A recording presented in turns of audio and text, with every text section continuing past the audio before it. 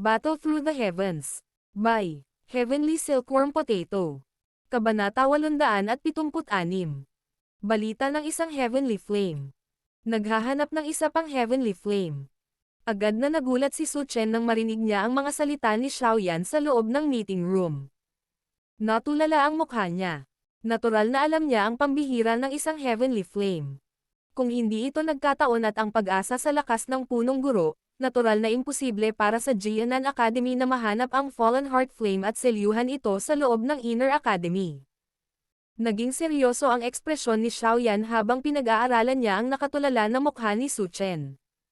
Sinabi niya sa malalim na boses. Tama, marahil ay dapat ding malaman ni First Elder na ang Chi method na aking ginagawa ay nakakakuha ng kaunting lakas mula sa Heavenly Flame. Sa makatuwid, kung makakamit ko ang isang uri ng Heavenly Flame, dapat akong umasa sa kababalaghan ng Heavenly Flame upang ganap na malutas itong Demon Poison Spot. Heavenly Flame. Ito ay mas madaling sabihin kaysa gawin pagdating sa pagkuha ng bagay na ito. Ang atraksyon ng Heavenly Flame sa kontinente ng Daochi ay mas malaki pa kaysa sa tinatawag na Bodhisattva Body Transformation Saliva. Sa pangkalahatan, kung ang ilang mga chismis ay kumalat, ito ay mag-aanyaya ng hindi mabilang na bilang ng mga eksperto upang tingnan ito. Ang kontinente ay napakakaunti kaya't sila ay mabibilang nakalimutan ang tungkol sa pagkuha ng isa, kahit na ang paghahanap lamang ng isa ay mangangailangan ng walang katapusang dami ng oras at pagsisikap. Mapait na ngumiti si Su Chen, at umiling-iling habang sumagot. Napabuntong hininga din si Xiaoyan. Mahina niyang sinabi. Gayunpaman, ang pamamaraang ito lang ang nasa akin ngayon. Sa makatuwid, gaano man ito kahirap, kailangan ko pa ring hanapin ito.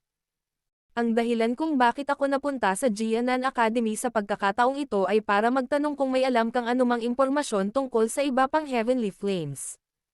Pagkatapos ng lahat, ang pangunawa ng First Elder sa kontinente ng Daochi ay higit na higit sa akin. Walang magawa ding umiling si Su Chen habang pinagmamasdan ang inaasahang titig ni Xiaoyan. Napaisip siya. Bakit hindi mo tanungin ang iyong guro, si Yao Zunzi, tungkol dito? Dahil siya ay isang Alchemist Grandmaster, ang kanyang pangunawa sa Heavenly Flames ay malayo sa kung ano ang maihahambing ko. Sa palagay ko ay dapat niyang malaman ang isang bagay. Bahagyang nanliit ang mga mata ni Xiaoyan nang marinig niya ito. Marahan niyang sinabi. Nahulog na ang guro sa mga kamay ng Hall of Souls. Isa sa mga dahilan kung bakit sabik na sabik akong hanapin ang Heavenly Flame ay dahil sa lason sa loob ng aking katawan. Si Yao Zunzi ay nahulog sa mga kamay ng Hall of Souls. Hindi sinasadyang sumigaw ng malakas si Su Chen. Bahagyang nagbago ang kanyang ekspresyon nang marinig niyang magsalita si Xiaoyan. Mapait na tumanggaw si Xiaoyan. Unti-unting humigpit ang kamao sa ilalim ng kanyang manggas. Marahan ding bumantong hininga si Su Chen habang nakatingin sa gawin ni Xiaoyan. Sumimangot siya at sinabing, nagtataka lang ako kung bakit ang misteryosong paksayon na iyon ay nangangailangan ng napakaraming makapangyarihang espiritual na katawan. Sila ay isang grupo ng mga palihim na tao. Noon, ang punong guro ay nagkaroon ng ilang salungatan sa kanila at nakipag-away ng husto sa isang dalubhasa mula sa Hall of Souls na naging Zun Elder. Gayunpaman, hindi niya nagawang makakuha ng malaking kapangyarihan. Si Elder Zun. Umangat ang sulok ng bibig ni Xiaoyan nang marinig niya ang katagang ito. Alam niya na ang Hall of Souls ay may mga taong nagtataglay ng ganitong paraan ng address at may ilang mga dalubhasa sa Dao Zun class. Ang kasalukuyang siya ay walang kahit katiting na kakayahan na labanan ang isang dalubhasa sa klase na iyon ngayon. Sa kasalukuyan, maaari ka ring ituring na naging kalaban mo ang misteryosong paksayon na ito. Dapat kang maging mas maingat sa hinaharap. Bago ka magkaroon ng lubos na pagtitiwala, mas mabuti na huwag kang madaling hanapin si Yao Zunzi. Kung hindi, malamang na ihahatid mo lang ang iyong sarili upang mapatay. Ang Hall of Souls na ito ay may napakalakas na lakas.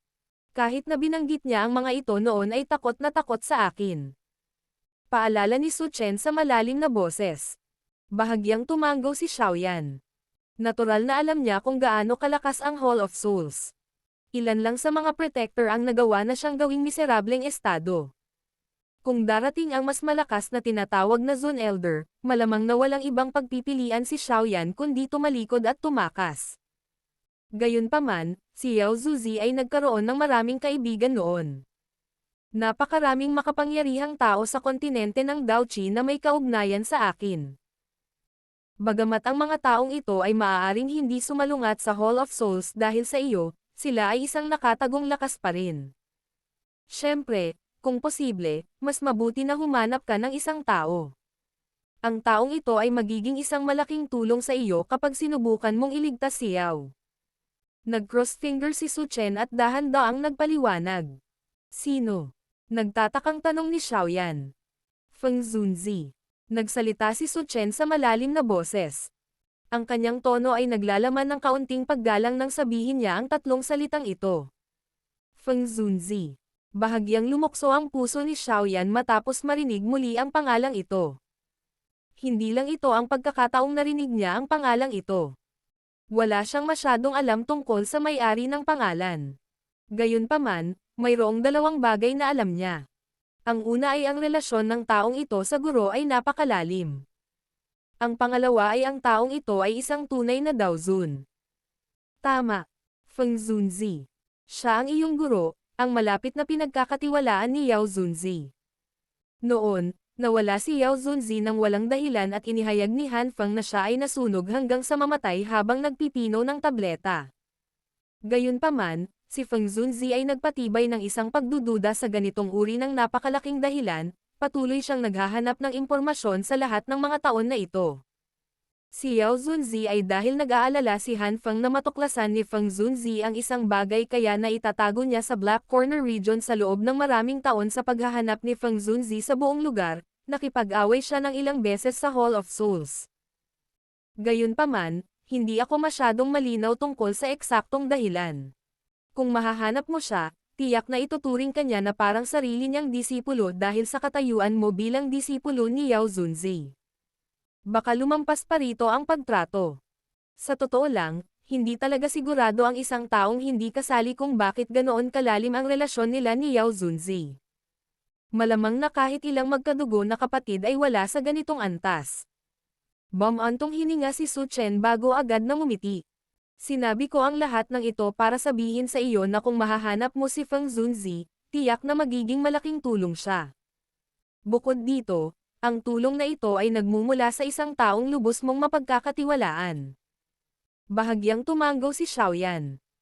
Agad siyang ngumiti ng mapait at sinabing, napakalaki ng kontinente ng Daoqi. Mas madaling sabihin kaysa gawin kung gusto ng isang tao na makahanap ng isang piling Daozun mula sa kahit saan. Depende ito sa iyong swerte. Si Feng Zunzi ay napakalakas.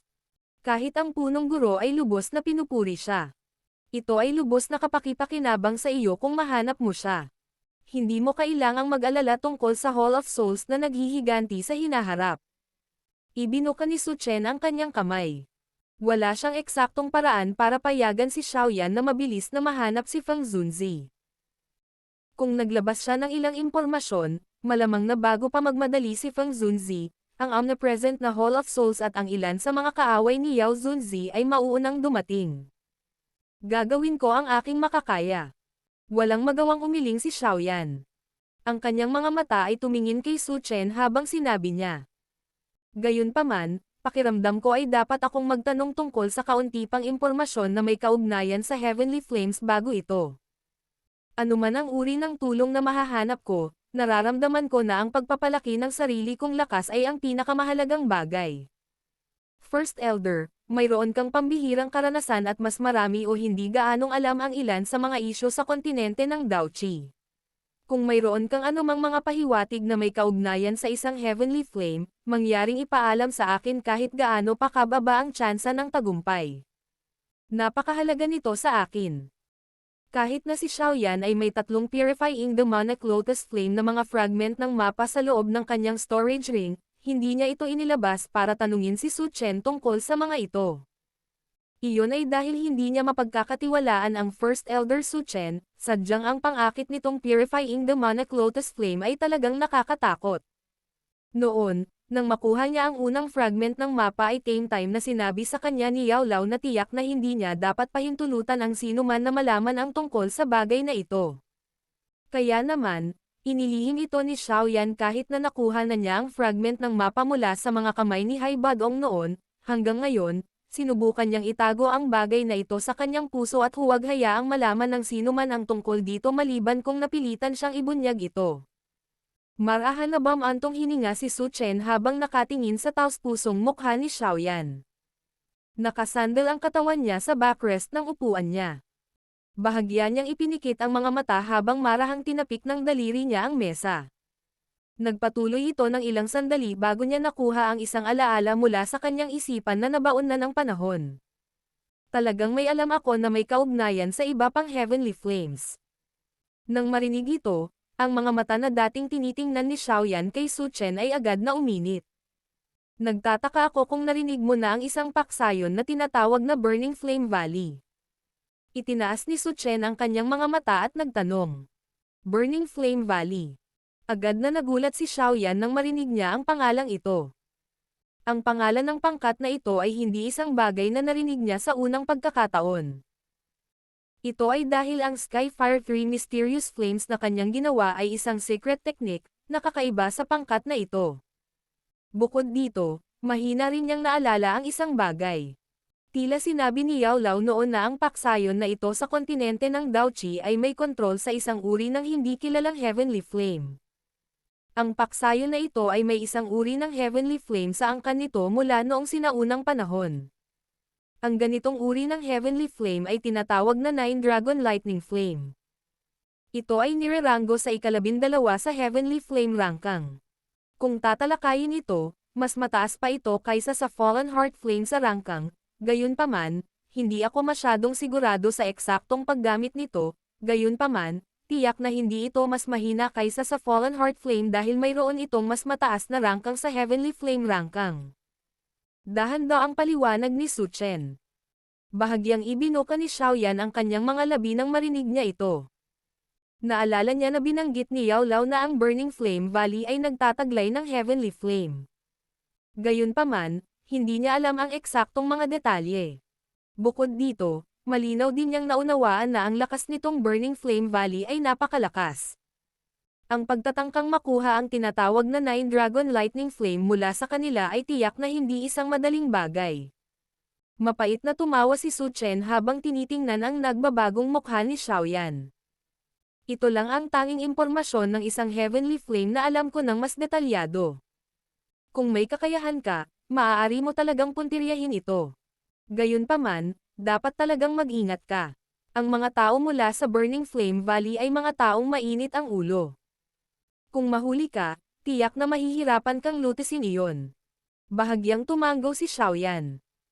Ang Nine Dragon Lightning Flame na iyon ay maaaring ituring na buhay ng Burning Flame Valley. Kung aagawin niya ito, tiyak na hindi sila magpapahinga hanggang sa sila ay mamatay. Gayunpaman, para iligtas si Yao Lao at ang kanyang ama, may mga bagay na hindi niya maiiwasan kahit hindi ito etikal. Huminga ng malalim si Xiao Yan at biglang bumangon ang makapal na lamig sa kanyang maitim na mga mata. Gayunpaman, bago siya magtatango ng kanyang ulo, isang malamig at walang pakialam na boses ang biglang tumunog sa loob ng silid. Kahit na ang Nine Dragon Lightning Flame ay isang heavenly flame, isang napaka-espesyal na espiritual na imprint ng dugo ang inilagay dito pagkatapos ng paulit-ulit na pagpipino ng Burning Flame Valley sa loob ng ilang daang taon. Maliban kung ang isa ay isang taong nagsasanay ng Chi method ng Burning Flame Valley, imposibleng ang isa ay tunay na magkaroon nito bilang kanyang sarili kahit na makuha ng isa ang Nine Dragon Lightning Flame. Bahagyang nagbago ang mga ekspresyon ni na Xiao Yan at Su Chen nang marinig ang boses na ito na biglang lumitaw. Biglang tumalikod si Xiao Yan at ikinulong ang kanyang kamay na nakaharap sa pinto. Isang ligaw na puwersa ng pagsipsap ang lumabas. Bumukas ang pinto at pilit na sinipsip sa silid ang isang nakaasol na babae sa gitna ng isang bulalas. Sa wakas, ang kanyang maselang leeg ay mahigpit na napahawak sa kamay ni Xiao Yan. Ang tingin ni Xiao Yan, na puno ng ilang layuning pagpatay, ay bumaril sa mukha ng ginang habang mahigpit na hinawakan ng kanyang kamay ang puting nyebe na leeg ng ginang. Pagkatapos nito, natigilan siya. Bakit ikaw? Battle Through the Heavens. Kabanata 877. Nine Dragon Lightning Flame. Napatingin si Xiaoyan sa ginang na hindi nang ahas na gumalaw kahit kaunti matapos niyang hawakan ang leeg nito at nagulat. Ito ay dahil ang babaeng ito ay ang alchemist ng Pan's Gate na nakilala niya kanina, si Xinlan. Sa sandaling ito, hindi nang ahas si Xinlan na gumawa ng anumang kakaibang paggalaw dahil sa pagkakahawak sa kanyang leeg ni Xiaoyan. Lalo na itong nangyari nang maramdaman niya ang tunay na layunin ng pagpatay na pumupuno sa mga mata nito. Ang kanyang magandang mukha ay may halong sinulid ng gumagalaw na pamumutla habang ang kanyang mga mata ay matamang nakatitig kay Xiaoyan. Bakit ikaw? Bahagyang kumunat ang noo ni Xiaoyan matapos makilala ang ginang. Tanong niya sa malalim na boses. Nakikinig ka ba sa amin? Ikaw talaga, batang babae. Anong kalokohan ito? Ang lugar na ito ay isang mahalagang lugar sa Inner Academy, paano ka basta-basta makakaalis? Si Su Chen sa gilid ay samaway. Bahagyang lumungkot ang ekspresyon niya matapos mawala ang gulat kanina. Dahan-daang kinagat ni Xinlan ang kanyang labi sa mukha ng pasaway ni Su Chen. Sabi niya, Lolo Su, hindi sinasadyang pumasok si Xinlan. Kilala ba siya ni First Elder? Si Xiaoyan ay hindi sinasadyang natigilan nang marinig niya ang paraan ng pakikipag-usap ni Su Chen kay Xinlan. Bumaling ang kanyang tingin kay Su Chen habang nagtatanong. Oo, ang babaeng ito ay apo ng isang matandang kaibigan ko. Siya ay ipinadala sa lugar na ito noong nakaraang taon, at hiniling niya sa akin na alagaan at alagaan siya. Mapait na ngumiti si Su Chen at tumango. Biglang naintindihan ni Xiaoyan nang marinig niya ito. Agad niyang binitawan ang kanyang kamay, na nakapulupot pa rin sa leeg ni Xinlan, at sinabi sa mahinang boses. Dahil nakikinig ka ng ganoon katagal sa harap mismo ng mga mata ni First Elder Su Chen at ng aking mga mata, malamang na uminom ka ng gamot na maaaring magtago ng iyong aura. Mukhang hindi mo sinasadyang pumasok. Bahagyang namula ang mukha ni Xinlan sa ilalim ng itim na mga mata ni Xiaoyan. Agad niyang itinikom ang kanyang mga pilak na ngipin at sinabing, sinadya ko ngang pumunta at makinig. Bakit napakabangis mo? At saka, masasabi ko sa iyo na kung plano mong ituon ang iyong atensyon sa Nine Dragon Lightning Flame, masasaktan mo lang ang isang malakas na paksayon ng walang dahilan. Bakit? Nagulat si Xiaoyan habang nagtanong sa malalim na boses. Nakakuha siya ng kaunting impormasyon tungkol sa Heavenly Flame pagkatapos ng maraming kahirapan. Paano niya ito madaling ibigay? Kanina, sinabi ko na ang Nine Dragon Lightning Flame ay naipasa na sa loob ng Burning Flame Valley sa loob ng daan-daang taon. Ang mga nakaraang eksperto sa mga henerasyon ay nag-iwan ng isang blood spiritual imprint sa loob nito na mahirap tanggalin.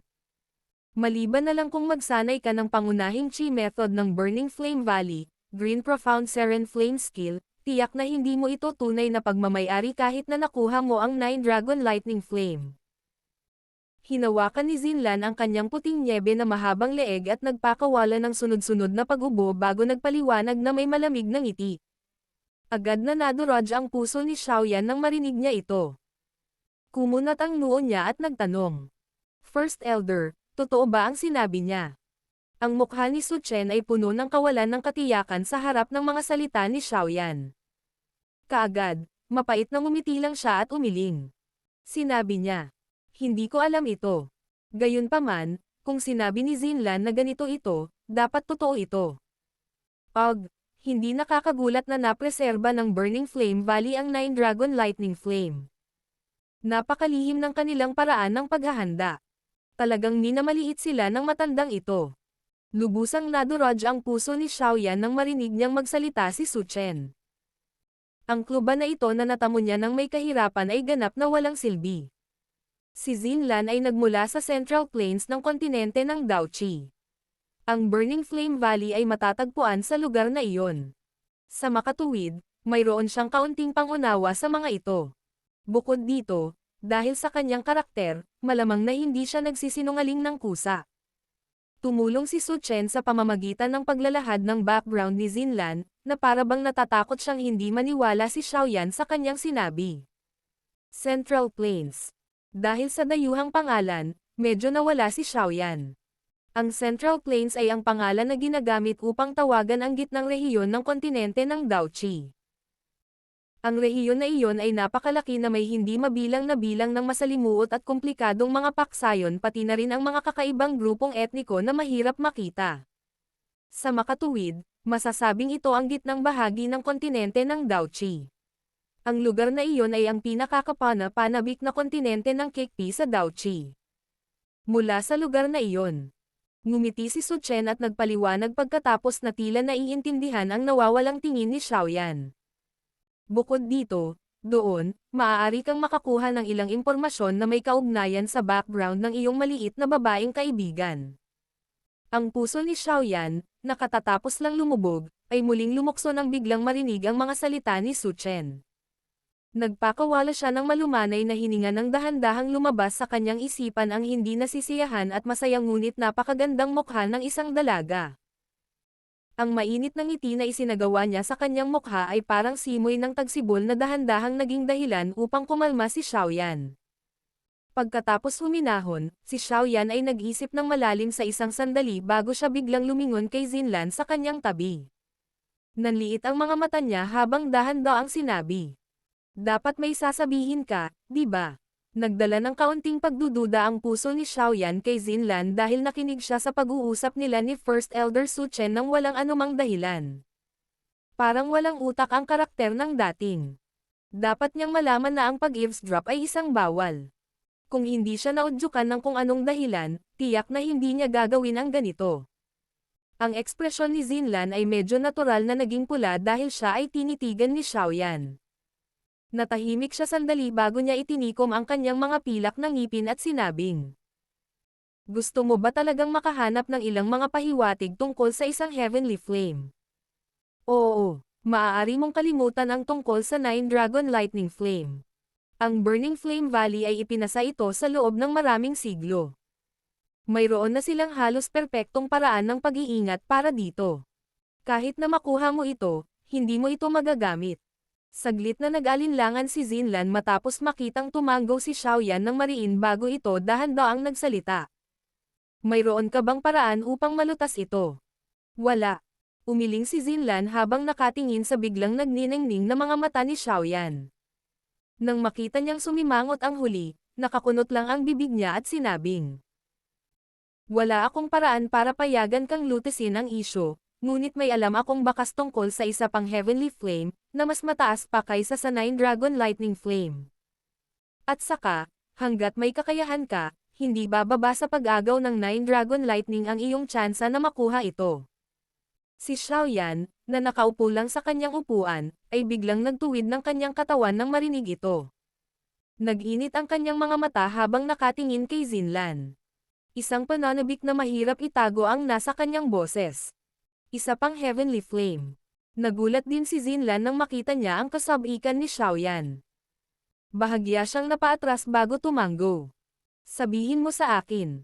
Ano man ang gusto mo, ibibigay ko ito sa iyo hanggat may kakayahan akong gawin ito. Lumapit si Xiaoyan at nagsalita sa mainit na boses. Hindi imposibleng sabihin ko sa iyo. Gayunpaman, kailangan mo munang sabihin sa akin kung ikaw ay kasalukuyang isang tier 6 na alchemist.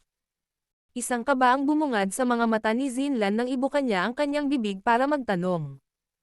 Nang makitang tumanggo si Xiaoyan sa kanyang ulo ay lumitaw ang kakaibang kislap sa kanyang mga mata. Kinagat ng likod ng kanyang mga ngipin ang kanyang pangibabang labi at ang kanyang maselang kamay ay humigpit at nakahinga saglit. Saka lamang siya huminga ng malalim at nagsabi. Sasabihin ko sa iyo ang clue tungkol sa Heavenly Flame kung mangangako kang tutulungan mo ako sa isang bagay. Magsalita ka.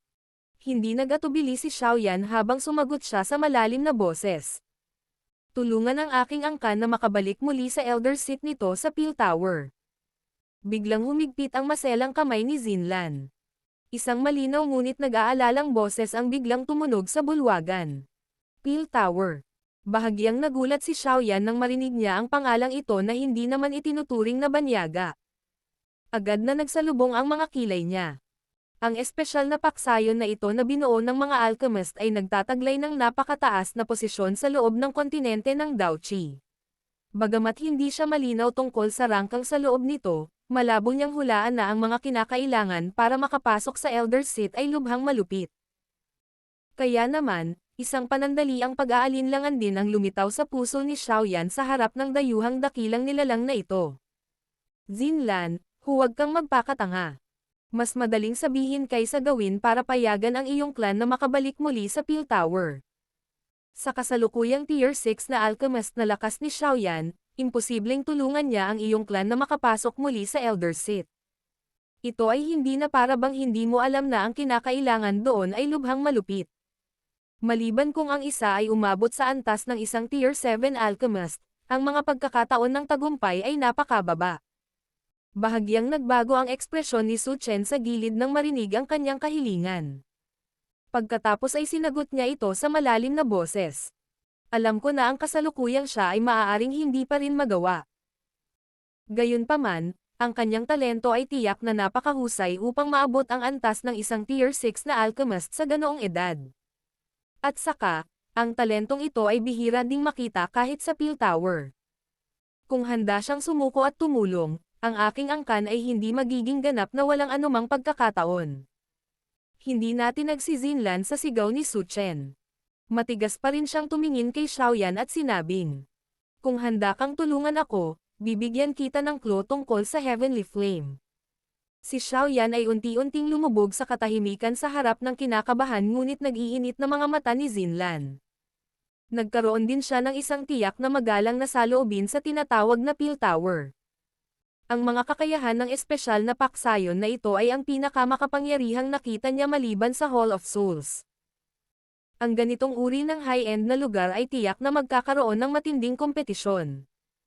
Bagamat may tiwala si Xiaoyan sa kanyang talento sa pagpino sa medisina, ang Peel Tower na iyon ay isang nakakatakot na lugar kung saan tinipon ang lahat ng nangungunang alchemist sa kontinente ng Daoqi. Malamang na ang kahirapan sa pagpasok doon ay hindi bababa sa pagtungo sa Hall of Soul at muling buhay. Ang init sa mga mata ni Zinlan ay dahan-dahan ding napawi na parang binuhusan sila ng malamig na tubig nang makita niyang tahimik si Xiaoyan. Tinuya niya ang sarili. Nang tatalikod na sana siya at aalis, nang si Xiaoyan, na saglit na natahimik, sa wakas ay huminga ng malalim na hangin at dahan-daang nagsabi. Hindi ko alam kung gaano kahirap tulungan ang iyong angkan na mabawi ang Elder Seat sa Peel Tower. Bukod dito, hindi ko rin magagarantiya na ang aking tulong ay magbibigay daan sa iyo upang makamit ang iyong layunin. Gayunpaman, masisiguro ko sa iyo na hanggat binibigyan mo ako ng kapakipakinabang na palatandaan tungkol sa isang Heavenly Flame, gagawin ko ang lahat ng aking makakaya upang tulungan ka. Ano ang masasabi mo? Nang inig ang magandang katawan ni Zinlan nang marinig niya ang mga salita ni Xiaoyan. Isang nasasabik na ulap ang bumungad sa maaliwalas na mga mata ng una. Hindi alintana kung nagbunga ang pagsisikap niyang ito, kahit papaano ay nagdala siya ng isang hibla ng pag-asa sa harap ng pagkawala ng kanyang angkan. Nagmamadali siyang tumango. Napangiti ng mahina si Xiaoyan. Pilit niyang pinipigilan ang pagkabalisa at excitement sa kanyang puso habang dahan-dahan niyang sinabi. Dahil iyon ang kaso. Turn mo na dapat na ipaalam sa akin ang tungkol sa clue tungkol sa isang Heavenly Flame na alam mo. Ako ang maghuhusga kung ang clue na ito ay nagkakahalaga ng ganoong reward. Battle Through the Heavens. Kabanata 878. 3,000 Burning Flame. Bahagyang napangiti si Zinlan nang marinig niya ang mga salita ni Xiaoyan. Agad siyang huminga ng malumanay, inayos ang kanyang mga iniisip, at sa wakas ay nagsabi. Sa totoo lang, ang clue tungkol sa Heavenly Flame na ito na binanggit ko ay may kaugnayan sa Peel Tower. Ang aking angkan ay minsang humawak ng Elder Seat sa Peel Tower. Kaya, alam ko rin ang ilang impormasyon na may kaugnayan dito. Ang Peel Tower na naman. Bahagyang kumunot ang noo ni Xiaoyan nang marinig ito. Kung ang Heavenly Flame ay nasa kamay ng Peel Tower, paano niya ito maaagaw? Ang Peel Tower ay hindi ang Jianan Academy. Tiyak na hindi nito papayagan ang isang Heavenly Flame na mahulog sa kamay ng ibang tao. Maaaring hindi alam ni Xiaoyan ang eksaktong lakas ng Burning Flame Valley, ngunit pagkatapos ng ilang malabong hula, alam niya man lang na ang Burning Flame Valley ay hindi kasing lakas ng Peel Tower. Sa makatuwid, hindi ba niya kailangang piliin na saktan ang mas malakas na Peel Tower? Kung ito ang kaso, mas gugustuhin niyang ilagay na lang ang kanyang intensyon sa Burning Flame Valley. Ang mga bagay ay magiging mas madali sa ganoong paraan. Hindi mo kailangang mag-alala tungkol dito. Ang Nine Dragon Lightning Flame ay maaaring isang heirloom ng Burning Flame Valley at maaaring ituring na isang pag-aari na bagay. Gayunpaman, ang Heavenly Flame na binanggit ko ay kasalukuyang walang may-ari kahit na ito ay may kaugnayan sa Peel Tower. Hanggat mayroon kang kakayahan, sinumang nakatadhana ay maaaring magkaroon nito. Kahit na ang Peel Tower ay hindi tumutol sa puntong ito. Pagkatapos ng lahat, ang Peel Tower ay hindi ang Burning Flame Valley. Nagtataglay sila ng napaka-espesyal na posisyon sa kontinente. Ipinaliwanag ni Zinlan matapos maramdaman ang mga iniisip sa puso ni Xiaoyan. Medyo lumuwag ang pagkunot ng noo ni Xiaoyan. Tumingin siya kay Su Chen sa gilid. Nang makita siyang bahagyang tumango ay sinabi ni Xiaoyan. Maging mas malinaw tungkol dito. Bukod pa rito, dahil alam mo ang lahat ng ito, dapat mo ring malaman kung anong uri ng Heavenly Flame ito, di ba? Big Brother Xiao, makatitiyak ka. Naniniwala si Zinlan na ang Heavenly Flame sa loob ng Peel Tower ay tiyak na magiging interesante sa iyo. Tumawa si Zinlan.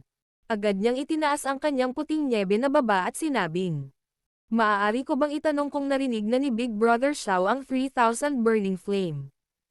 Ang 3,000 Burning Flame. Nagulat si Xiaoyan nang marinig ang pangalang ito. Isang mainit na ekspresyon ang biglang lumabas sa kanyang maitim na mga mata. Sa kasalukuyan, maaari siyang ituring na isang tunay na Tier 6 na alchemist.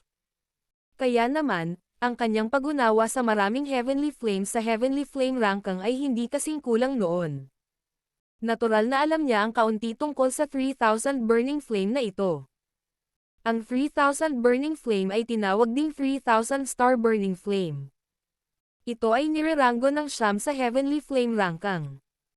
Kung ang isa ay pag-uusapan, ito ay dalawang posisyon na mas mataas kaysa sa bone-chilling flame ni Yao Lao. Ang ganitong uri ng Heavenly Flame ay napaka-ethereal at mahirap hanapin. Ito ay dahil hindi ito umiiral sa lupa ngunit sa halip ay nabuo sa malayong mga bituin. Ang sinaunang teksto ay nagtala na ang mga pilak na apoy ay babagsak mula sa langit kapag ang 3,000 Burning Flame ay nabuo. Ang lupa sa loob ng 1,000 kilometro ay magiging alabok, ang araw ay hindi maiiba sa gabi, ang mga bituin ay hindi lilito, at ang araw ay hindi maaaring sumikat.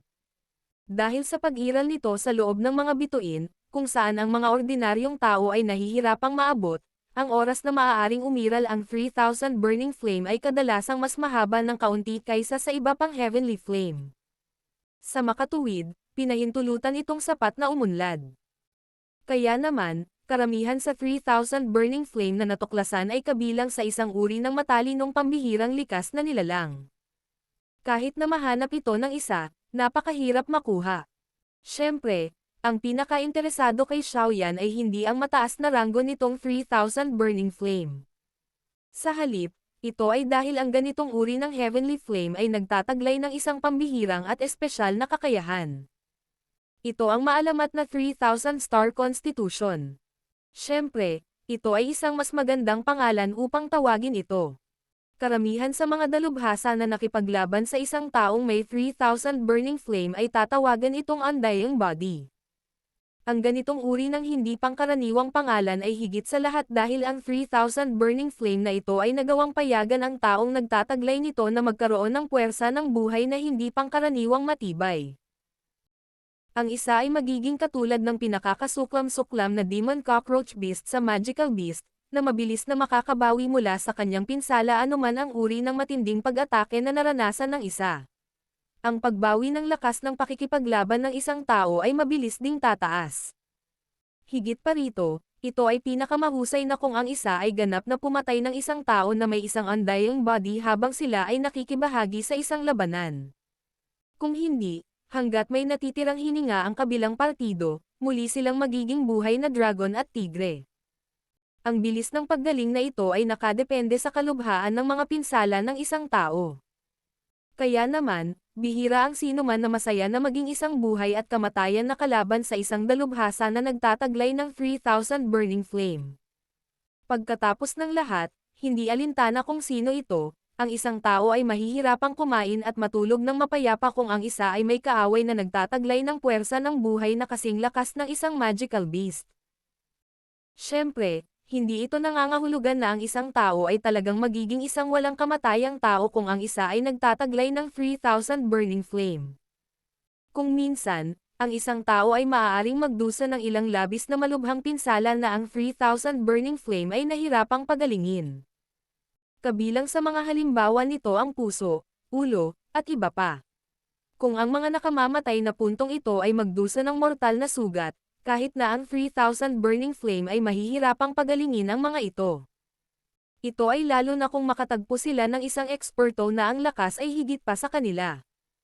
Ang kabilang partido ay malamang na hindi magbibigay sa isa ng kaunting pagkakataon na makabawi at direktang aalisin sila.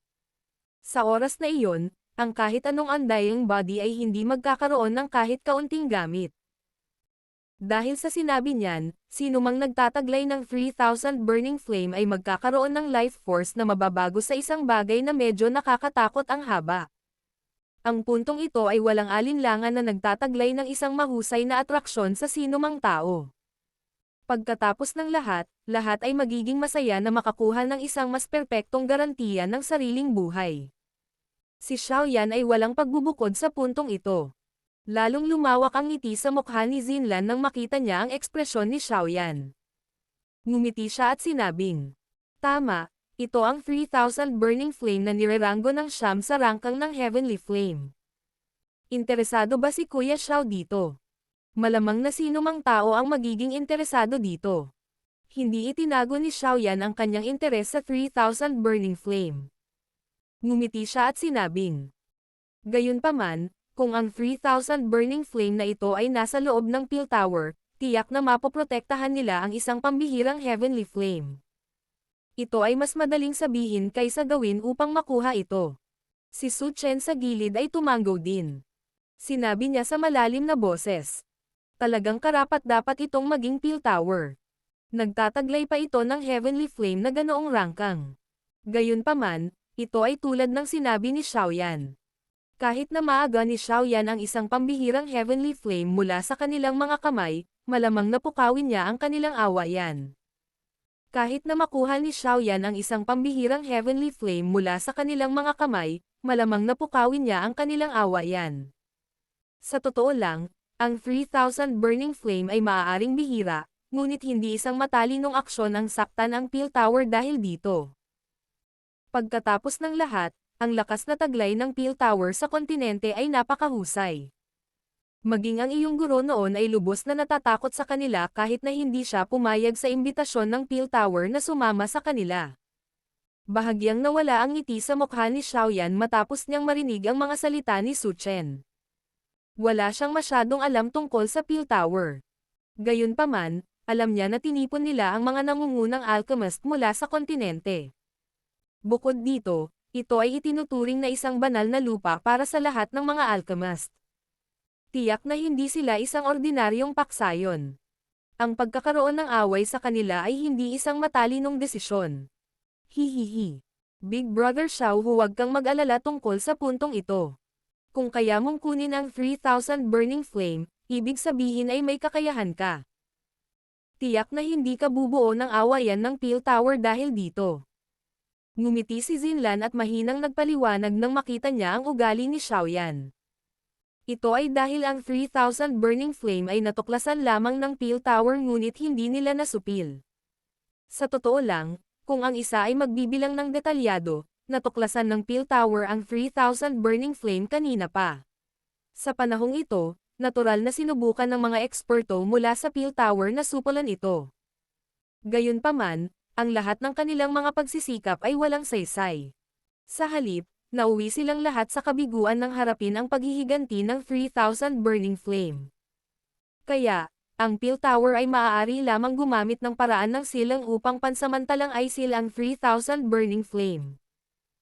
Siyempre, ang ganitong uri ng selyo ay hindi maaaring mapanatiling magpakailanman. Kung tutuusin, ang 3,000 burning flame na iyon ay hindi isang ordinaryong nilalang. Dahan-daang umupo si Xiaoyan sa kanyang upuan. Pinag-aralan ng kanyang mga mata si Zinlan at pagkatapos ay ipinahiwatig na ipagpatuloy niya ang pagsasalita. Pagkatapos ng magkabilang panig ay nagpatuloy sa pagkapatas sa loob ng mahabang panahon, natuklasan din ng Peel Tower na ang pilit na pagtatangkang supulan ang 3,000 burning flame na ito, na umunlad na hanggang sa punto ng pagkakaroon ng mahusay na katalinuhan, ay talagang napakahirap. Kaya naman, pagkatapos ng ilang talakayan, sa wakas ay nagpasya silang ipamahagi ang kwalipikasyon upang masupol ang 3,000 burning flame. Ipamahagi. Natigilan sina Xiaoyan at Su Chen nang marinig nila ito. Ang Peel Tower na ito ay talagang handang payagan ang iba na supulan itong 3,000 burning flame. Siyempre, may ilang limitasyon sa distribusyon na ito. Tuwing 30 taon, ang kontinente ng Daochi ay magdaraos ng isang engranding Peel Gathering na nagtataglay ng pinakamalaking impluwensya sa loob ng Alchemist World. Natural, ang tanging paksayon na may kwalipikasyon na idaos ang Peel Gathering na ito ay ang Peel Tower. Nakangiti si Zinlan habang nagsasalita. Peel Gathering. Bumulong si Xiaoyan sa kanyang bibig matapos magulat. Ang Peel Gathering na ito ay maaaring ituring na isang bihirang makitang grand affair sa kontinente ng Daochi. Hindi mabilang na mga henyo mula sa iba't ibang bahagi ng kontinente ang darating at susubukan. Ang mga magtatagumpay ay natural na kilala sa buong mundo. Hihihi. Naaalala ko na ang iyong guro ay nakakuha ng isang kampyon na pwesto sa isang Peel Gathering noon. Noong panahong iyon, naging napakahusay na tao ang iyong guro. Tumawa si Su Chen habang nagpapaliwanag. Muling natigilan si Xiaoyan nang marinig niya ito. Hindi inaasahan na ang guro ay lumahok sa tinatawag na Peel Gathering dati. Si Zinlan sa gilid ay nagulat nang marinig niya ang mga salitang ito. Agad siyang tumingin kay Xiaoyan na may pagtataka. Dahil nagmula sa Central Plains, natural na alam niya kung ano ang kinakatawan ng isang kampyon ng Peel Gathering ng isang season. Ang tatlong dakilang pinuno ng Peel Tower ay minsang naging kampyon sa Peel Gathering.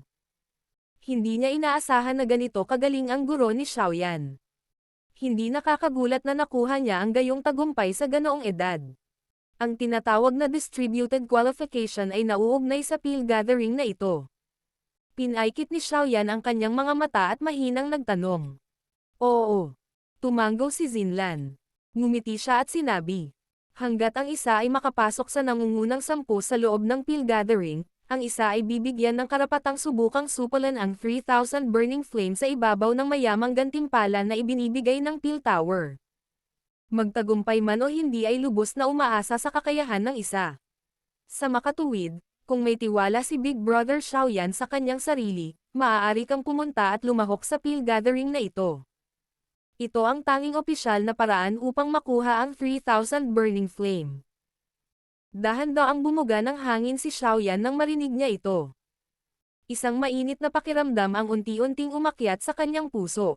Bilang isang kabataan, ang kanyang puso ay nagtataglay ng mapagmataas na pag-asa na makipagkompetensya sa mga bayani sa mundo kahit gaano pa siya kalmado. Ito ang nangyari lalo na nang kinasangkutan nito ang napakalaking pang-akit ng 3,000 burning flame. Big Brother Xiao, sulit ba ang iyong garantiya? Ngumiti si Zinlan ng mapanloko at nagtanong sa kanya nang makita niya ang init sa mga mata ni Xiaoyan. Umangat ang sulok ng bibig ni Xiaoyan, dahan-daang lumawak ang arko. Ilang sandali pa, tumawa siya ng malakas at tumanggo. Oo, Battle Through the Heavens. Kabanata 879. Pinuhin. Sa wakas ay ibinaba ni Zinlan ang malaking bato na dumidiin sa kanyang puso matapos makitang tumanggo si Xiaoyan. Isang ngiti na nagmula sa kanyang puso ang sumilay sa kanyang mukha. Tiniis niya ang pananabik sa kanyang puso habang tumatawa. Kung ganoon, umaasa ako na magkakaroon tayo ng masayang pagtutulungan. Napangiti si Xiaoyan. Sa totoo lang, ang pananabik sa kanyang puso ay hindi mas mahina kaysa sa damdamin ni Zinlan. Sa wakas ay nakahanap na siya ng clue tungkol sa isa pang heavenly flame pagkatapos ng mahabang panahon. Bagamat mayroon pa ring malaking agwat upang maabot ang 3,000 burning flame, at least, ang kasalukuyang Xiaoyan ay may target. Hindi niya kailangang basta-basta tumingin sa buong lugar tulad ng ginawa niya sa nakaraan. Kailan tayo aalis? Medyo malayo ang distansya mula sa Jianan Academy hanggang sa Central Plains. Itinaas ni Zinlan ang kanyang pares ng malalaking transparent na mata at medyo nag-aalalang nagtanong. Payagan mo muna akong ayusin ang isyo ng Burning Sky Chi-Refine ng Tower sa Inner Academy. Nakangiting sagot ni Xiaoyan. Bagamat siya ay labis na sabik sa kanyang puso na magtungo sa Central Plains, malamang na siya ay papatayin ni unang Elder Su Chen na may isang sampal dito kung siya ay tatakas na ngayon. Ano ang dapat ikabahala? Kahit na nakuha mo ang tulong ni Xiaoyan, malamang na hindi niya papayagan ang iyong angkan na makapasok sa upuan ng Elder gamit ang kanyang kasalukuyang kasanayan sa alchemy. Bagamat ang isang Tier 6 na alchemist ay bihirang makita sa lugar na ito, hindi ito itinuturing na isang nangungunang eksperto sa loob ng Peel Tower. Dapat ay malinaw na malinaw ang tungkol dito. Inilibot ni Su Chen sa gilid ang kanyang mga mata at mabilis na nagpaalala. Hihihi. Natural na alam ito ni Zinlan. Gayunpaman, si Big Brother Xiaoyan ay naging Tier 6 alchemist na sa ganoong edad.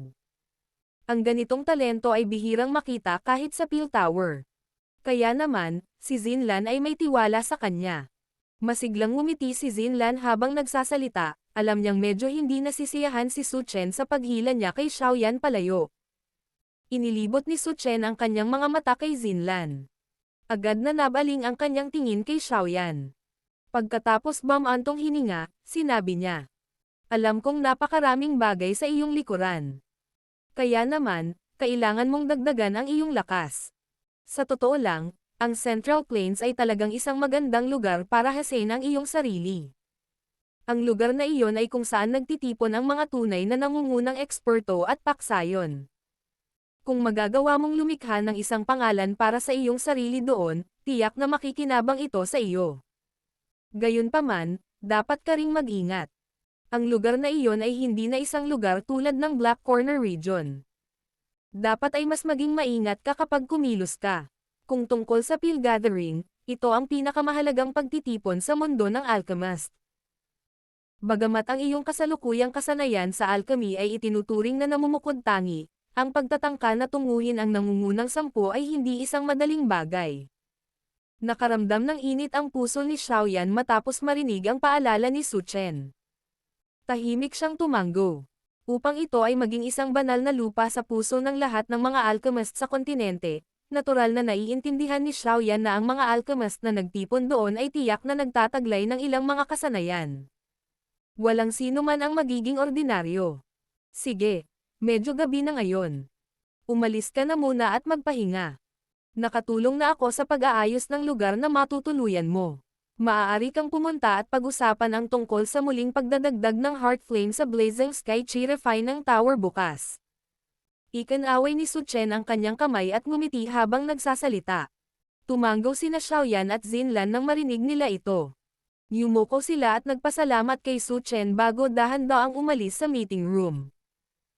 Sa wakas ay nagpakawala ng mahinang buntong hininga si Su Chen matapos makita ang dalawang tao na lumabas sa pinto. Bumulong siya. Ang Central Plains. Ilang taon na akong hindi nakapunta roon. Namimiss ko talaga ito. Gayunpaman, malamang na pag-aari na ng mga kabataan ang lugar na iyon. Naging ganap na madilim na ang langit pagkalabas nila sa meeting room. Ang mga bituin ay kumikislap sa kalangitan habang ang mahinang liwanag ng buwan ay nakakalat, na nagiging sanhi ng isang bahagyang lamig sa balat. Nag-usap ng kaunti sina Xiaoyan at Zinlan pagkatapos nilang lumabas ng pinto bago sila tuluyang naghiwalay. Pagkatapos nito, ginawa ni Xiaoyan ang itinuro ni Su Chen at bumalik sa silid na inihanda para sa kanya. Marahas na bumagsak si Xiaoyan sa malambot na kama pagkatapos bumalik sa kanyang silid. Matapos masangkot sa mga kasamang iyon mula sa Black Corner Region sa mahabang panahon, medyo napagod din siya. Sa kabila ng kanyang pagod sa pag-iisip, isang nasasabik na kislap na mahirap itago ay lumukso pa rin sa kanyang mga mata. Ang impormasyong nakuha niya tungkol sa 3,000 burning flames ay walang alinlangan na masayang balita sa kanya. Peel Tower. Ungol ni Xiaoyan sa kanyang bibig. Nakaramdam ng kaunting pag-asa ang kanyang puso. Siya rin ay nagtataglay ng malaking pagkamausisa para sa pangkat na ito na itinuturing ng maraming alchemist bilang banal na lupa. Kung nagawa niyang gumawa ng pangalan para sa kanyang sarili doon, maaaring makaramdam ng kasiyahan ang guro.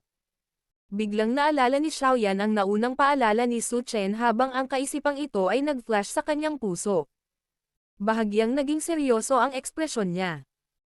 Bilang Central Plains na nasa gitna ng kontinente ng Daoqi, ang antas ng mga eksperto doon ay tiyak na higit sa Jiama Empire o kahit na Black Corner region.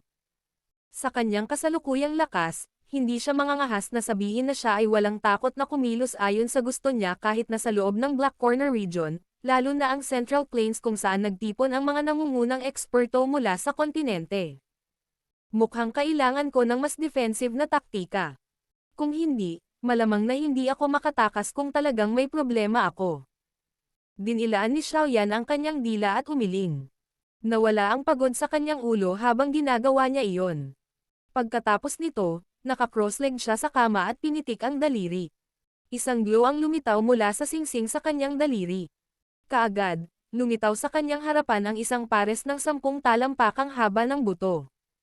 Ang mga pakpak ng buto ay medyo transparent na kulay ng jade ay kristal na malinaw at lubhang nakalulugod sa mata. Ang ilang mga sangkap na nagtataglay ng isang espiritu ay dumadaloy sa loob ng mga buto, na nagiging sanhi upang ito ay tila na puno ng isang hindi pangkaraniwang puwersa ng buhay. Ang mga jade bone wing na ito ay natural na mga pakpak ng mahiwagang magical beast na binili ni Xiaoyan sa mataas na presyo mula sa auction ng Black Emperor Sect. Ang mga ito ay magiging isang mahusay na sangkap upang lumikha ng isang pares ng Skybird 9 flying wings na may. Kung magtagumpay siya, magkakaroon si Xiaoyan ng karagdagang paraan upang maprotektahan ang kanyang buhay sa hinaharap. Bagamat hindi pa ito personal na naranasan ni Xiaoyan, malabo niyang hulaan na mahirap makahanap ng taong makakapantay sa kanyang bilis, kahit na sa piling Daozang, kung gagamitin niya ang Skybird 9 flying wings, na gawa sa jade bone wings. Kaya, makakakuha siya ng isang paraan upang mapanatili ang kanyang maliit na buhay. Si Xiaoyan ay nagpatibay ng isang nakakatakot na saloobin patungo sa Central Plains. Sa kasalukuyan, hindi niya alam kung kailan siya tatanggo sa lugar na iyon dahil kailangan pa niyang kumpletuhin ang kanyang paghahanda para maiwasan ang sarili na hindi makapag-react sa oras kung may biglang mangyari. Ang mainit na tingin ni Xiaoyan ay dahan-daang umatras mula sa jade bone wings na nakasabit sa kanyang harapan. Ikinumpas niya ang kanyang kamay at isang makintab na gintong balumbon ang lumitaw sa loob nito. Ito ay ang scroll na nagdedetalye ng pagpipino ng Skybird 9 flying wings. Matapos buksan ito ng marahan gamit ang kanyang mga kamay, unti-unting natuon ang atensyon ni Xiaoyan dito. Sinimulan niyang pag-aralan ang paraan ng pagpipino. Sa wakas ay binasa ni Xiaoyan ang scroll ng detalyado nang hindi nawawala ang isang salita pagkatapos gumugol ng halos isang oras. Saka lang siya bahagyang sumimangot habang dahan-daang binawi ang scroll. Sa wakas, natahimik siya. Ang Skybird 9 flying wings ay talagang isang pambihirang uri ng lumilipad na Dao technique. Bukod dito, higit na umasa ito sa kalidad ng mga materyales na ginamit sa paglikha nito upang mapataas ang bilis nito. Ito ay katulad ng isa pang uri ng paraan ng ebolusyon. Gayunpaman, ang scroll na ito ay mayroon ngang sariling natatanging punto, ngunit mayroong isang malaking pangangailangan sa paraan kung nais ng isa na pinuhin ang Skybird 9 flying wings na ito. Maliban sa pinakamahalagang sangkap ng Magical Beast Wings, kakailanganin ng isa ng marami pang iba pang sangkap. Gayunpaman, hindi ito itinuturing na napakahirap. Si Xiaoyan ay may isang mayamang tindahan. Kaya naman, taglay niya ang karamihan sa mga sangkap na kailangan. Gayunpaman, ang bagay na kasalukuyang nagiging sanhi ng matinding pananakit ng ulo ni Xiaoyan ay ang kinakailangan para sa pagpino ng Skybird 9 flying wings. Kinakailangan nitong alisin ang natitirang Magical Beast Aura sa loob ng Magical Beast Wings na inihanda niya. Alam ng lahat na ang mga pakpak ng isang Magical Beast ay nagtataglay ng ilang natitirang aura ng aktwal nitong sarili. Kung gusto ng isang tao na lumikha ng lumilipad na Dao skill, kailangan munang alisin ang natitirang aura sa loob ng mga pakpak. Ang puntong ito ay naging sanhi ng labis na pagkabalisa ni Xiaoyan. Mabuti kung ang mga pakpak na inihanda niya ay isang ordinaryong magical beast. Gayunpaman, ang may-ari ng mga jade bone wing na ito ay malinaw na hindi isang ordinaryong magical beast. Napakalinaw ni Xiaoyan tungkol dito sa kanyang puso. Ito ay dahil nakipag-ugnayan siya sa natitirang aura sa loob ng Jade Bone Wings noong gabing na-dissect niya itong magical beast. Bagamat napakabilis na natapos ang pakikipag-ugnayan, nararamdaman pa rin ni Xiaoyan ang ligaw, mabangis, karahasan na nanatili sa aura. Maliwanag, hindi isang madaling gawain na alisin ang gayong mabangis na aura. Kaya, ito ay isang palitan na may malaking panganib. Kung ang isa ay hindi maingat, ang isa ay maaagnas ng natitirang aura. Marahil, maaari itong mag-iwan ng mabangis na binhi sa loob ng puso ng isang tao, na nagre-resulta sa isang matinding pagbabago sa pagkatao ng isang tao. Matamang tinitigan ni Xiaoyan ang Jade Bone Wings na nakasabit sa kanyang harapan. Medyo pabago-bago ang ekspresyon niya habang medyo nagpupumiglas sa puso niya. Medyo nakaramdam siya ng takot sa mahiwagang magical beast. Sa kabila ng maraming taon ng patay, nagawa pa rin itong mag-iwan ng napakalakas na aura. Hindi niya talaga alam kung gaano ito nakakatakot kapag ito ay nasa tuktok nito. Ang mga pakpak ng buto ng Jade na nakabitin sa harap ni Xiaoyan ay nagbuga ng mahinang liwanag pagkatapos na tila naramdaman ang pakikibaka ni Xiaoyan. Mukhang nanunuya sa kanya ang itsura nito. Nanatili ang katahimikan sa loob ng silid. Pagkaraan ng mahabang panahon, mahigpit na kinuyam ni Xiaoyan ang kanyang kamao. Huminga siya ng malalim. Ang pag-aalinlangan at pakikibaka sa loob ng kanyang maitim na mga mata ay mabilis na nawala. Kung nais ng isang tao na makakuha ng isang bagay, natural lamang na kailangan niyang magbayad gamit ang isang bagay. Walang librerang tanghalian sa mundong ito, malinaw na naunawaan ni Xiaoyan ang puntong ito sa kanyang puso. Kung hindi ko kayang harapin ang natitirang aura ng isang magical beast na namatay sa hindi kilalang bilang ng mga taon, paano ko lalabanan ang misteryoso at hindi mahuhulaan na Hall of Souls sa hinaharap? Paano ako makikipag-ayos sa nakakatakot na paksayon na iyon sa likod ni Zun-Er? Ang mga mata ni Xiaoyan ay mabilis na naging determinado habang ang mga salitang ito ay kumikislap sa kanyang puso. Ang kasalukuyang siya ay sa wakas ay naging determinado. Lalabanan niya ang natitirang aura sa loob ng Jade Bone Wings. Battle Through the Heavens.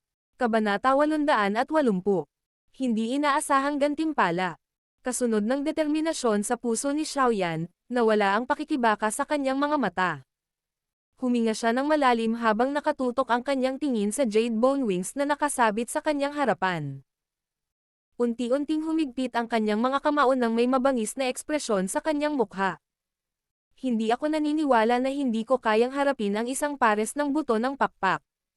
Marahas na itinikom ni Xiaoyan ang kanyang mga ngipin. Sinenyasan niya ang kanyang kamay at bumagsak ang mga pakpak ng buto ng Jade. Sa wakas, huminto sila ng halos kalahating talampakan sa harap niya. Gumalaw ang seal na nabuo ng kamay ni Xiaoyan habang ang kanyang mga mata ay muling sumulyap sa mga buto ng pakpak. Pagkatapos nito, marahan niyang ipinikit ang kanyang mga mata at isang malakas na espiritual na lakas ay dahan-daang kumalat mula sa pagitan ng kanyang mga kilay. Sa kalaunan, ang espiritual na lakas ay nagtipon at maingat na pinalibutan ang mga pakpak ng buto. Bang!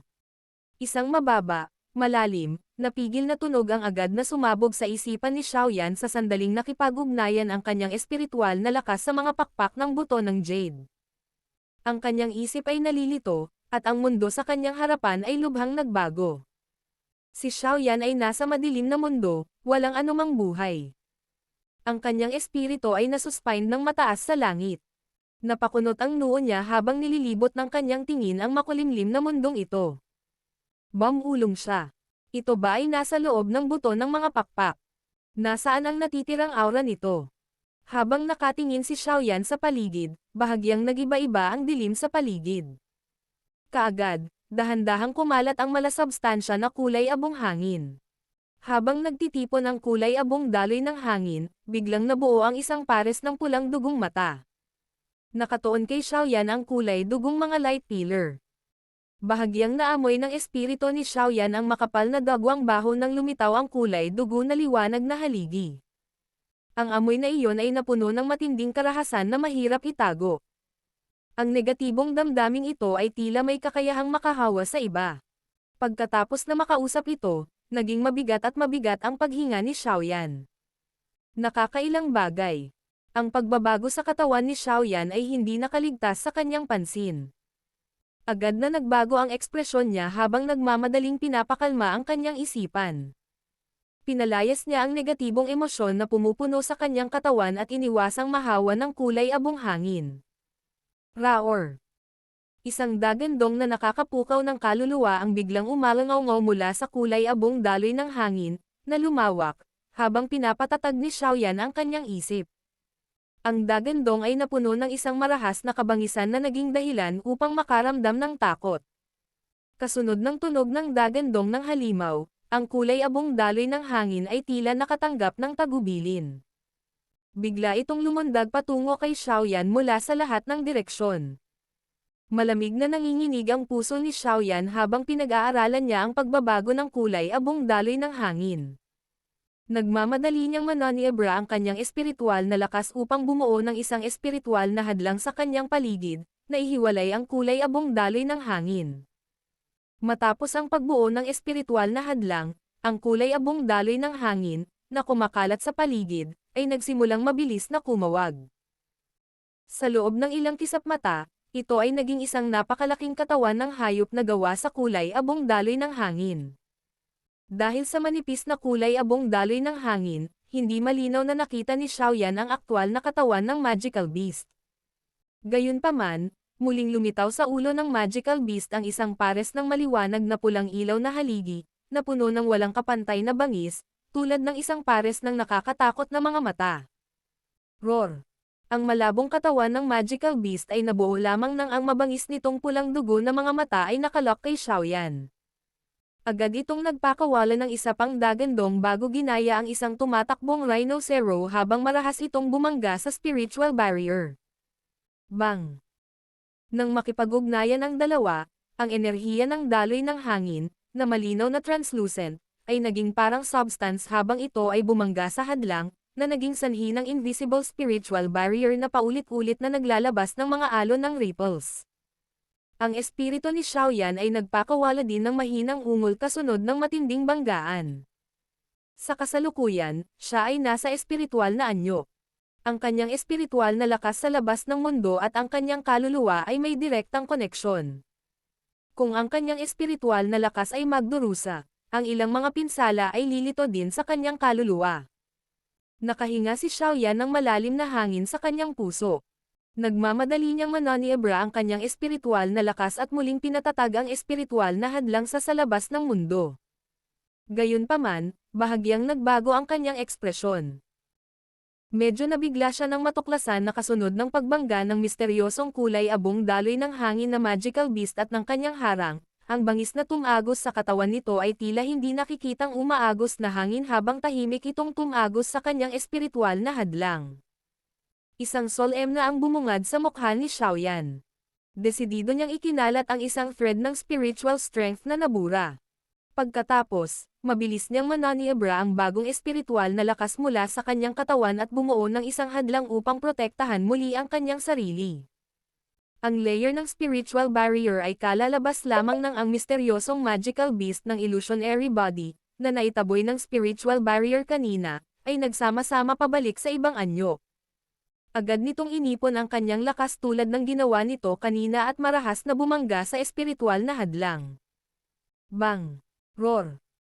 Ang sumunod na marahas na banggaan ay naging dahilan upang si Xiaoyan ay naglabas ng isang mahina at mahinang helenghing. Gumalaw ang kanyang daliri at hindi siya nagdalawang isip na ikalat ang espiritual na hadlang sa kanyang harapan. Malungkot ang kanyang tingin habang nakatingin sa ilusyonaryong magical beast figure na nananatili sa paligid. Hindi inaasahan na ang natitirang aura na ito ay talagang napakahirap supulan, ngunit ang mga resultang natamo niya hanggang ngayon ay dahil sa kanyang makapangyarihang espiritual na lakas. Kung ito ay isang iba pang eksperto, malamang na ang kanilang rasyonal ay matagal nang inookupahan ng kabangges ng halimaw, sa kalaunan ay naging isang makinang pangpatay na tanging marunong pumatay ng mga tao. Kahit na ito ang kaso, ang dalawang banggaan ay naging sanhi ng labis na pagkaubos ng espiritual na lakas ni Xiaoyan. Sa kabilang banda, ang kulay abong daloy ng hangin, na tila nagtataglay ng ilang katalinuhan, ay hindi nagpakita ng anumang palatandaan ng panghihina. Kung ito ay magtatagal, Ang isa na maubos ay tiyak na si Xiaoyan. Hindi mangyayari na magpatuloy sa ganitong paraan. Ang mga mata ni Xiaoyan ay matamang tumitig sa kulay abong daloy ng hangin na nananatili sa paligid niya. Matapos manatili sa lugar na ito ng mahabang panahon, kahit na ang isang taong may lakas ng kaisipan ni Xiaoyan ay hindi sinasadyang makaramdam ng pagkabalisa. Alam niyang dulot ito ng kulay abong daloy ng hangin. Habang ang kaisipang ito ay nananatili sa puso ni Xiaoyan, ang kulay abong daloy ng hangin na nananatili sa paligid ni Xiaoyan ay muling nagsama-sama at naging isang ilusyonaryong magical beast. Binuksan nito ang mabangis, napakalaking bibig at naglabas ng dagandong na naglalaman ng ilang panunuyan na ibinato sa direksyon ni Xiaoyan. Kaagad, muli itong marahas na sumingil na parang rhinocero. Ang mga mata ni Xiaoyan ay matamang nakatitig sa magical beast illusionary figure na nagcha-charge. Unti-unting naging solemn na ang kanyang ekspresyon at biglang nagbago ang sil na nabuo ng kanyang mga kamay. Kasunod ng pagbabago sa hand seal ni Xiaoyan, isang hindi nakikitang apoy ang biglang lumabas sa loob ng kanyang espiritu. Mabilis itong kumalat at tuluyang bumalot sa katawan ni Xiaoyan. Pagkatapos, ang ilusyonaryong figure ng magical beast ay bumangga sa hindi nakikitang apoy. Kaagad, isang puting apoy ang nagbuga ng chi-chi na tunog habang ito ay tumataas habang ang isang matalim na kahabag-habag na sigaw ay tumunog sa maulap na espasyong ito. Unti-unting lumabo ang figure ng magical beast bago tuluyang nawala. Ang nakapaligid na kulay abong daloy ng hangin ay lumilitaw na nagulat pagkatapos mangyari ang biglaang hindi inaasahang pagbabagong ito.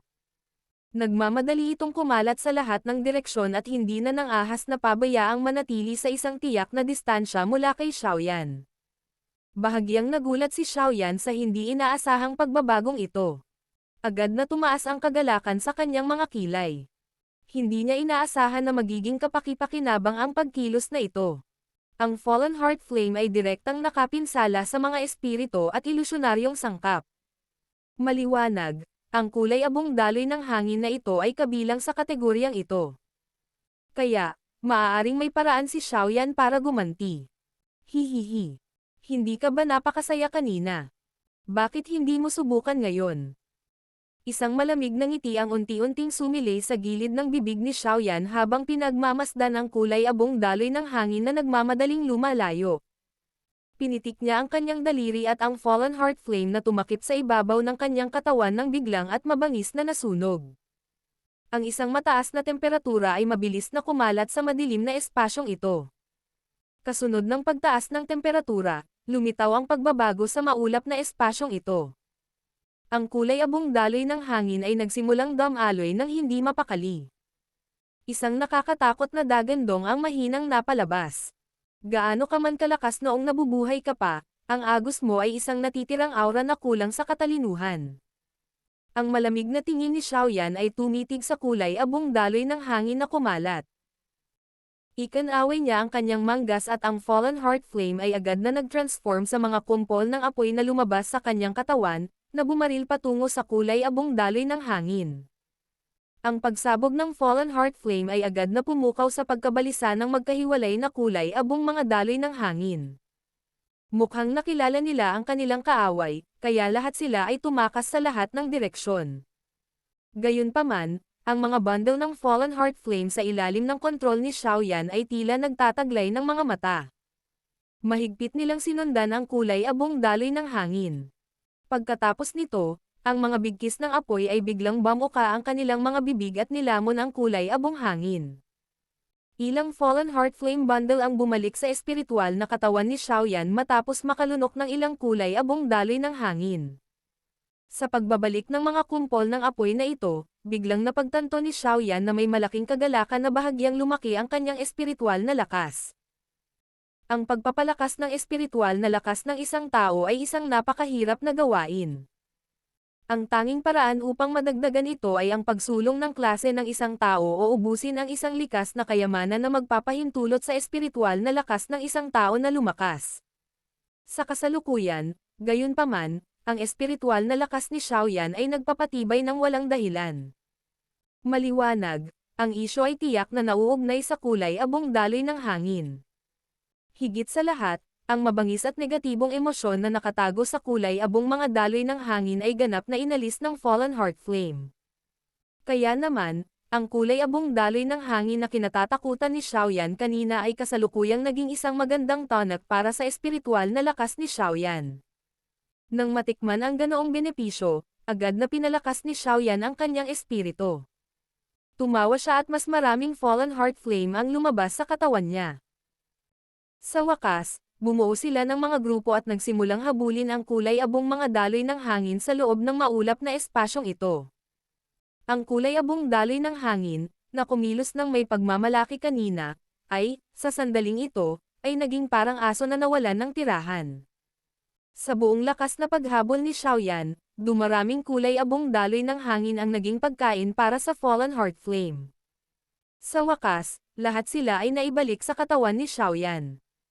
Nagpatuloy ito ng halos kalahating oras bago ang makulimlim na espasyo ay tumigil sa pagkakaroon ng kahit isang bakas ng kulay abong mga daloy ng hangin.